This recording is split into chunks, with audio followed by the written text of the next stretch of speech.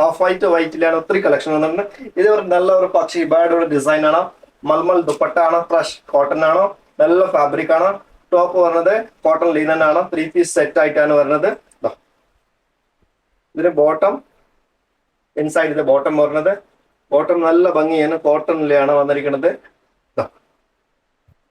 ഈ പീസസ് കാണാം. Small, medium, large, XL, double XL ഇവിടേക്ക് സൈസസ് ആണ്.